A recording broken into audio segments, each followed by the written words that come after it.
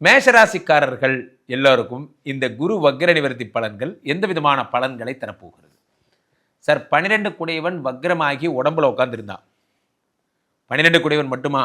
9 குடையவனும் வக்ரமாகி உடம்புல உட்காந்துருந்தான். உலகத்திலே பெரிய டென்ஷன் எதுனா, இந்த டென்ஷனாக இருக்கிறவங்க நம்ம கூட வச்சிருக்கிறது தான் பெரிய டென்ஷன். நீங்கள் பார்த்துருக்கீங்களா? ரொம்ப டென்ஷனாக இருக்கிற ஆளுங்களோட சில பேர் இருப்பாங்க. இங்கேருந்து பீச்சுக்கு போவாங்க. பீச்சுக்கு போகும்போது போகிற வழியெல்லாம் இவங்க என்ன பண்ணுவாங்க, இப்போது ஒய்ஃப்ட்ட சொல்லுவாங்க, இன்றைக்கி பொங்கல் பண்டிகை, பொங்கல் கொண்டாட போகிறோம்.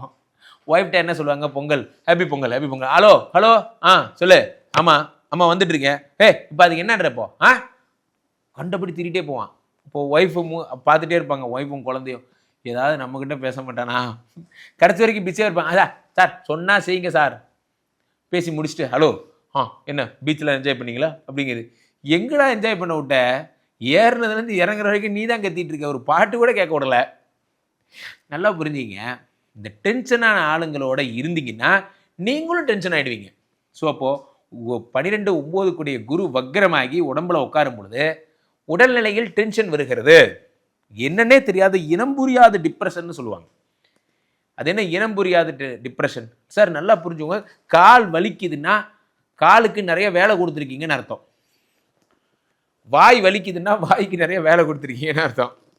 கொஞ்ச நேரம் டாக்டரே சொல்லுவாங்க, இது பேர் வாய்ஸ் ரெஸ்ட் கொடுக்கணும், த்ரோட் ரெஸ்ட் பண்ணுங்கள், கண்டினியூஸாக. பேச்சாளர்கள், பட்டிமன்ற பேச்சாளர்லாம் கேட்டு பாருங்கள், சொல்லுவாங்க. ஒரு 3 நாளைக்கு பேசாமல் இருங்க, அமைதியாக இருங்க, மௌனம் வருதான் இருங்க, என்ன சொல்லுவாங்க. மனசுக்கு ரொம்ப டென்ஷன் பண்ணிட்டே இருந்தீங்கன்னா மனசு டயர்டாயிரும். உலகத்தில் எல்லாமே டயர்டாகும். மனசு டயர்டாகும் போது என்ன ஆகுது? டிப்ரெஷன் வருது.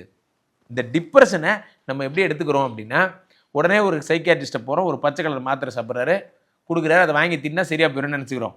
உலகத்திலேயே டிப்ரெஷனை சரி பண்ணுறதுக்கு ஒரே டூல்னா உங்களுக்கு பிடிச்ச மாதிரி இருக்கிறது தான். உங்களுக்கு பிடிச்ச மாதிரி இருக்கிறது தான்.